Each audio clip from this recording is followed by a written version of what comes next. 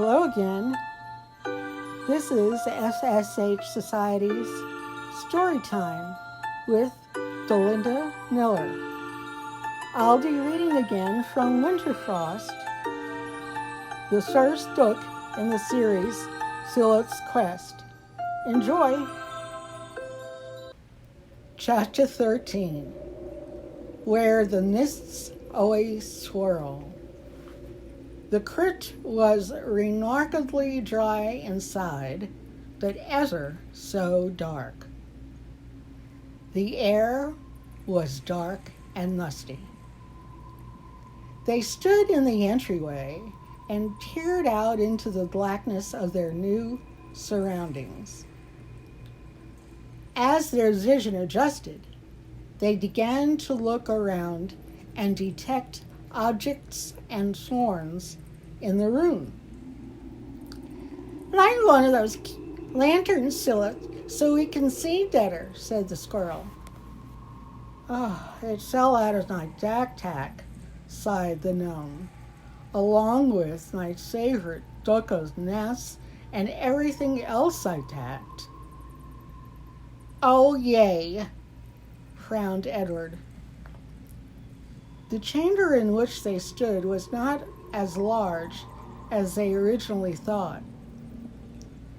There was a great stone coffin directly in the center of the room, and a few statues near the walls. But that was about all. Edward hopped up on the large coffin and sniffed around. "I can feel a breeze," exclaimed the squirrel. "Look over there in the corner." Scylla walked across the dark room, careful not to fall, and put his hand up in the air. "Yes, I can feel it too," said the gnome. "There must be a doorway on the other side of all this bric-a-brac. Couldn't help me lose all this junk." Mounds of moldy books and broken pots had been stacked up in the corner of the room. Edward jumped down from the coffin and helped Scylla move most of the blockage to one side. A dark flight of stairs revealed itself behind the clutter. A clay tot stood at the crest of the top step and teetered on the edge. "Grab it, quick!" barked Scylla. Edward lunged with his tiny hands, but it was too late. The tot tumbled over the lip and bounced down each and every step until it dramatically crashed into a million pieces in the darkness below. The unending echoes made them cringe. "Oh, fantastic," sighed Philip. "We may as well as rung the ghost's doorbell." Edward snickered. Carefully and slowly, the two companions descended the steps and were enveloped by the pitch blackness. Edward had hopped back up onto Scylla's shoulder. Who knew what kind of creatures were crawling around in here? Scylla braced his hand against the stony wall as he navigated each step. Although he couldn't see anything in the darkness, he could tell that larger objects and debris littered the sides of the steps against the walls. He kicked something that shattered and splintered. It sounded like bones clanking against each other. Oh dear. Bones were usually attached to skeletons, and skeletons were the last thing he wanted to confront in a dark, scary place like that. Edward hopped up and down on Scylla's shoulder. I can see the bottom, said the squirrel. Sure enough, Sillet gave out a squawk as he stepped off the final steps and onto the flatness of another stony floor. The sensation was disorienting. We have got to find some light in here, exclaimed Sillet. You may be able to see all right that this darkness is driving me mad, and I'm going to end up breaking a leg or worse. The gnome checked his backpack and pockets for anything. Empty, empty, and empty. He checked his back pockets, but there was only a single folded gnat. Sillet moaned in frustration. What about your lighter, Sillet? Asked Edward. Sillet blinked. Ha! That wise old squirrel. His lighter from when he and Mr. Ragort had shared a snook along the road to the market. He had put it back in his breast pocket and not in his backpack. Thank goodness. Sillet took out the lighter and lit it. They were in a room that was littered with coffins, floor to ceiling. Most were closed with heavy lids, but some were open and their contents visible. Grim skeletons, clad in armor and mail, stared up blankly to the ceiling. A few of the skeletons wore golden crowns, tattooed with sparkling jewels and intricate design work. Edward gasped at their beauty. He had never seen such objects of so much wealth. Hop over there and grab one of those stones, Edward, and I can make a torch, said Philip. The squirrel cringed. You want me to rip the bone from the dead skeleton who's peacefully resting in his coffin in the bottom of a crypt in the middle of a graveyard that has screaming ghosts in it? I don't think so. You do it. Philip groaned and giggled. You're probably right. The gnome bent down and held his lighter near the floor around him. A gray piece of broken wood lay next to the edge of a marble coffin. This should do, remarked the gnome, satisfied. He tore off the right sleeve of his bright blue shirt and wrapped it around the edge of the piece of wood. Carefully, he dumped a tiny bit of the lighter's fluid onto the shirt and lit it. The shirt flickered for a moment. Edward's nose twitched in anticipation. At once, the torch set forth a blaze of light and lit up the entire room. Not bad, if I do say so, puffed Philip, proud of his accomplishments. They had light, but they quickly realized that they were in a room with no exit. Stacks and stacks of wooden coffins cluttered the small crypt. A few piles of rubbish sat in the corners, and that was it. Now what? Asked the squirrel.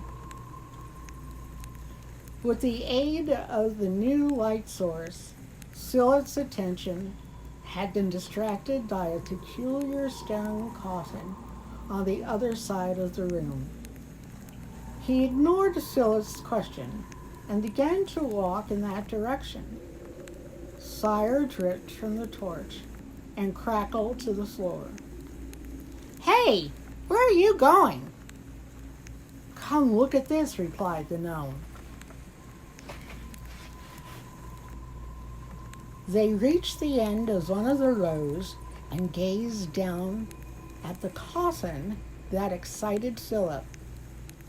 He held a torch directly above the closed lid so they could both see. "Look there, Edward," remarked the gnome. "I know those symbols. I've seen them many times before in the musty books and old documents in Grandma Tolly's library." He swept away some of the dust that had settled over the centuries. There are strange runes and symbols all over the lid. Some were strangely familiar. "That one there," he pointed. "That's the sigil of the Eaglethorne family, the forefathers of the Tudors. They were the only known family to have lived in the towering heights of the great granite mountains." Edward turned and gazed at Philip in fascination. The torchlight flickered in his little brown eyes. Philip continued. "According to the history book in Grandma Tolly's library, they were said to have been friends with the giant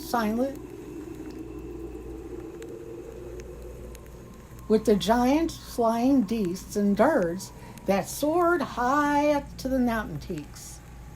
Great leathery flying beasts, like flying dinosaurs." Philip stroked his beard and thought for a moment. Could it be? Edward stared at the gnome in anticipation. "What is it? What is it?" Philip held up a finger and reached into his back pocket, grinning. He pulled out the folded mat and spread it out over the lid of the stone coffin and pointed. The mysterious runes on this mat were also carved into the lid of the coffin. Edward hopped up and down and clapped. "Ho ho! There must be a riddle or a secret combination or something. I love puzzles like this." Philip felt giddy. The runes on the mat had been carefully inscribed in a specific sequence. There are 9 of them, drawn out along the top right corner of the parchment. Philip started with the first rune and then looked for it on the stone lid. "There it is!" exclaimed Edward. He looked at Philip. "Push it," responded the gnome. Edward pressed down on the rune with all his strength, and it sank a little into the lid. A click and grinding noise could be heard from the wall next to them. They looked at each other and smiled. At that precise moment, the oaken door at the entryway to the mausoleum burst open, and the shrill cries of the ghosts echoed through the chambers. A cold wind rushed down the steps and into the lower crypt, blowing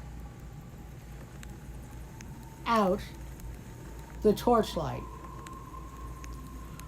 "Oh, goodness, here they come again!" cried Edward. "Quick, we can do this, Edward. We can," shouted Philip. He pointed to the next 3 rooms, and Edward quickly pushed them all in. 5th room, good. 6th room, got it. Click, click. 7th and 8th room, done. 9th room. 9th room. 9th room. Where was the ninth rune on the lid. Edward scrambled around the top of the coffin and searched for it. Join us, moaned the apparitions. They were floating down the stairs.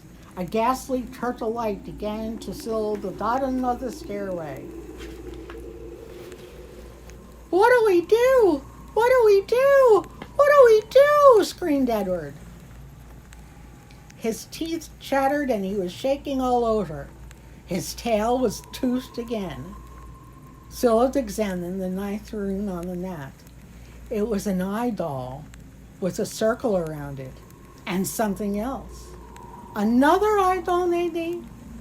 The parchment was so worn with age that he couldn't make it out.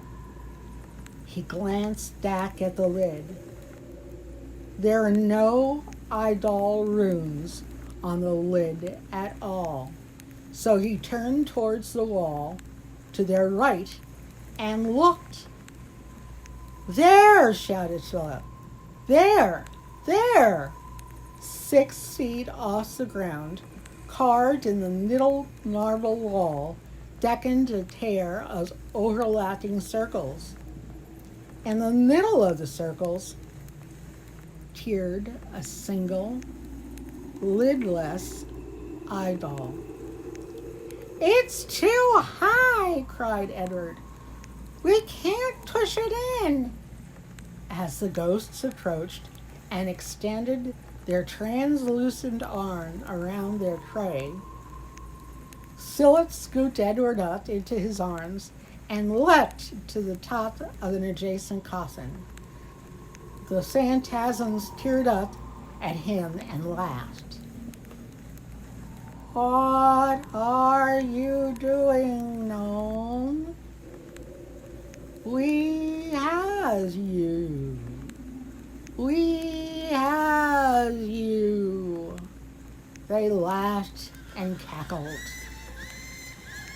Philip bent his knees in preparations for his impending act of greatness.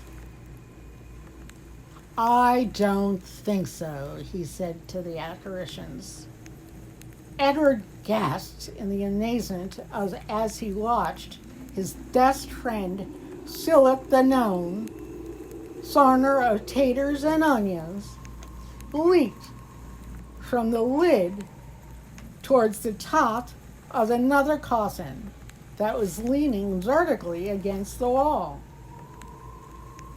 As they were both in midair, Philip reached out to the sleeveless arm and punched the eyeball ruin.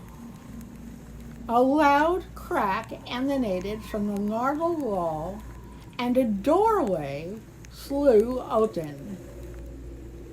The ghosts looked at the doorway and then looked at Philip and Edward. So long, ghosts, laughed the gnome as he dove through the doorway from the top of the coffin. He held Edward up as they crossed the threshold, and the squirrel slapped the eyeball rune again. The marble door slammed shut. Do you think they can open it again? Asked Edward.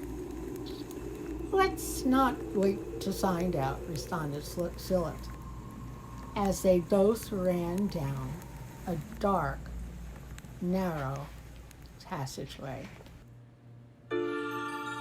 And that is the end of chapter 13. It's exciting, but will Edward and Philip get out of the mausoleum? Will Edward and Philip find some riches in that mausoleum? You won't know if you don't come back to hear chapter 14. Thank you.